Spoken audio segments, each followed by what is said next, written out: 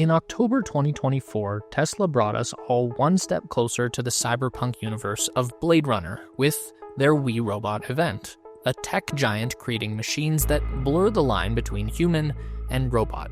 More human than human. That was the promise of the fictional Tyrell Corporation, a company that built artificial people, replicants, to exist alongside the rest of us, blurring the line between machine and man.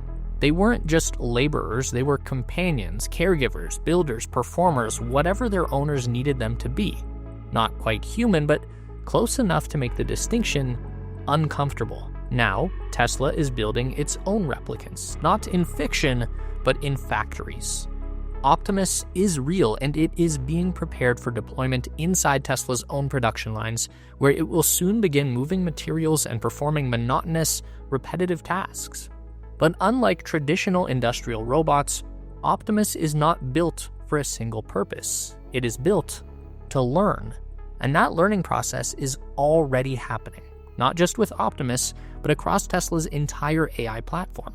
The company's real-world AI is advancing exponentially, and the clearest proof of that is in full self-driving. For years, skeptics dismissed FSD as a fantasy. But now Tesla's autonomous fleet is driving billions of miles, improving with every journey.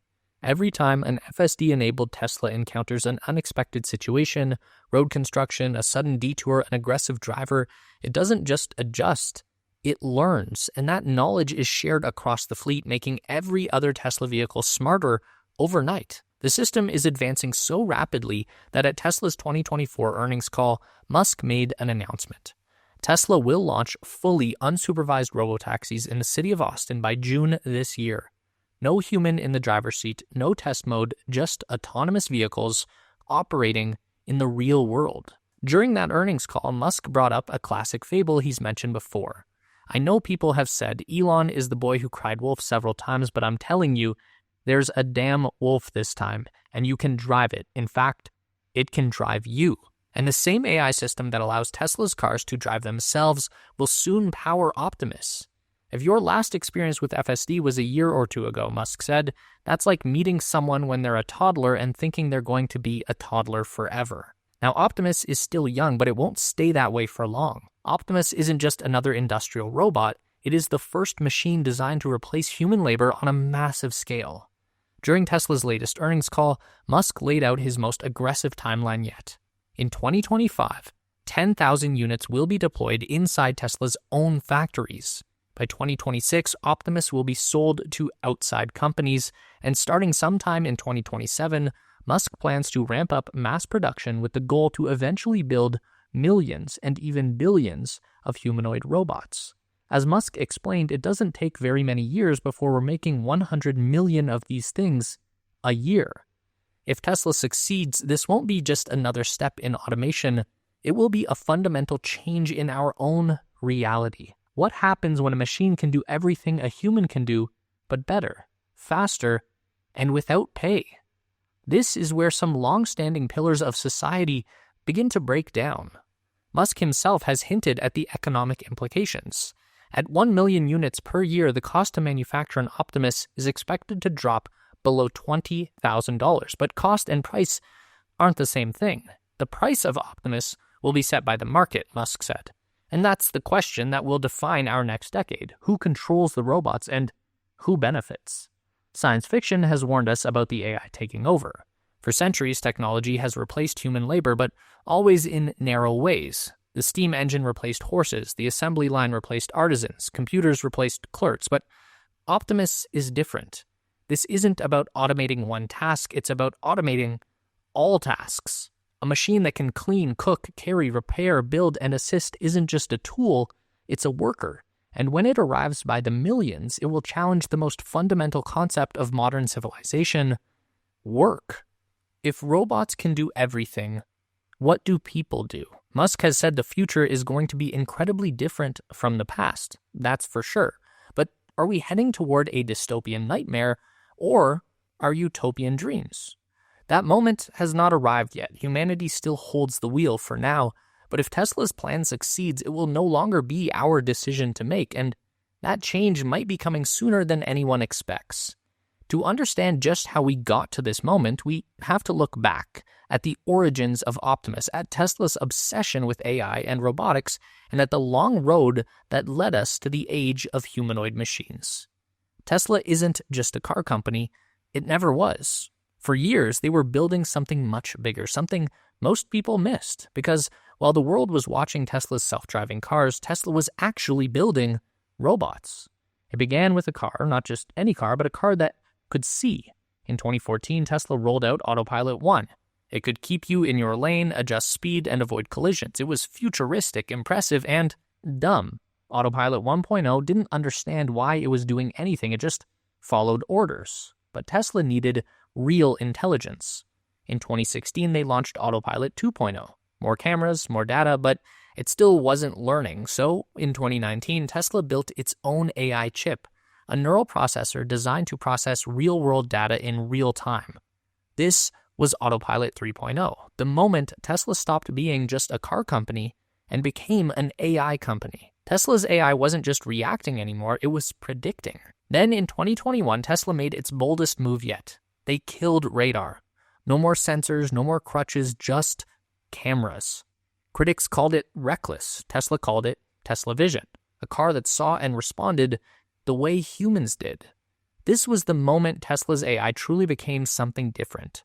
No longer a set of programmed rules, but an intelligence that learned from experience. 400,000 Teslas running FSD beta, billions of miles of real-world driving data, and a new supercomputer, Dojo, designed to process it all faster than any system in history. For years, self-driving software was just that, software. Engineers wrote the code, updated the system, tested it, and repeated the process. Then in 2023, Tesla stopped writing the code altogether. FSD Beta 12 changed everything. Tesla wasn't just programming self-driving cars, they were teaching AI how to think. For the first time, the AI trained itself. It wasn't following instructions, it was learning from real-world experience. FSD Beta 13 pushed even further. Tesla's AI wasn't just reacting, it was anticipating, adapting, improving on its own. This was no longer just a self-driving system, it was something else. And if Tesla can train AI to drive, why can't they train it to walk? August 19, 2021, Tesla AI Day. Elon Musk walked on stage and announced Tesla's next product. Not a car, not a battery, a robot. At first, people laughed. Tesla even brought out a human dancer in a bodysuit to pretend to be a robot. Then Musk said something that made them stop. If you think about what we're doing with cars, Tesla is arguably already the biggest robotics company. And suddenly, it made sense. Tesla's cars weren't just cars anymore, they were robots on wheels. Now, Tesla was putting that robot brain inside a humanoid body. At first, Optimus was just an idea, but then in late 2022, Tesla's first real prototype stood up and moved. By early 2023, it was walking. By mid-year, it could grip objects, balance, and sort materials. Then, in December 2023, Tesla unveiled Optimus Gen 2. Lighter, faster, more human-like, it could pick up an egg without breaking it. Then, in 2024, Optimus started working in Tesla's factories, loading parts, carrying materials, all while learning and observing throughout the process. Tesla didn't set out to build humanoid robots, but they built an AI that could see. Then they taught it to understand, then to drive, then to train itself, and now it can move like a human. And now that AI can walk, build, and think, what happens next? For centuries, work wasn't just what people did, it was who we were. Farmers, builders, shopkeepers, drivers, the kind of work changed, but the rules stayed the same. You don't work, you don't eat. Tesla is about to break that rule. If Elon Musk is right, 100 million humanoid robots could be rolling off of production lines every year. Machines that can build, clean, cook, repair, and even replace entire industries overnight. This isn't automation like anything we've seen before. It's not a steam engine, a factory robot, or a self-checkout machine. This is the replacement of human labor itself. Every automation revolution has followed a pattern. Some jobs disappear, but new ones emerge. Factories wiped out blacksmiths, but created industrial workers. Computers killed typewriters, but made software engineers. What happens when there's no new job left to fill? Right now, robots do specific jobs. An industrial arm welds, A Roomba vacuums, a chatbot answers basic questions. But Optimus isn't like that. It's not just one tool, it's every tool. Musk claims Optimus will cost less than $20,000 to produce. A single robot at that price could replace a human worker permanently for less than a year's salary. And when businesses realize this, why hire people at all? At first, it'll be predictable. Warehouses, factories, logistics, but then the floodgates open. Retail clerks, gone. Hotel staff, automated. Construction crews, smaller, faster, cheaper. And then nurses, assistants, drivers, mechanics. The cost of human labor collapses, but so does everything built around it. If work disappears, what happens next? Enter universal basic income. Here's the idea. If robots take the jobs, people still need money, so they get a monthly stipend provided for them, no strings attached. It's actually not some radical fringe concept either. In 1970, Richard Nixon almost passed a version of it in Congress. In 2019, Andrew Yang ran for president on it. Jack Dorsey, Mark Zuckerberg, even Jeff Bezos have hinted that automation may force UBI into reality. Because if there are no jobs left to earn wages, the entire system breaks down. Mortgages, health insurance, retirement savings, everything collapses when work is no longer a path to survival. The alternative, mass homelessness, deepening economic divides, and a labor force with nothing left to offer but desperation. So, how do we get to a place where everyone is provided a basic income to meet their daily needs? And what happens to society without the human drive to survive? Who pays for it? The government? Corporations? Does a Tesla-optimized economy mean that its growing fortunes are taxed at a high rate enough to support the rest of the nation? And if corporations don't want to share, what happens when people with nothing left to lose start demanding it? The real question isn't whether robots will replace human labor. That's inevitable. The real question is, who controls them? Because someone will own the robots, and that means someone will own the workforce. In one future, robots will serve everyone. They provide abundance, food, shelter, medical care, all without the need for traditional jobs. In another future, robots belong to the few. They work, generate wealth, and concentrate power in a handful of corporations that control the entire labor force. A world where the rich own the means of production and the rest of society owns nothing. In today's economy, the wealthy own capital and the poor sell their time. In a world where machines do all the work, what happens to the people with nothing left to sell? Science fiction imagined robots rising up against their creators, but what if they don't need to? What if they simply replace us quietly, efficiently, and completely?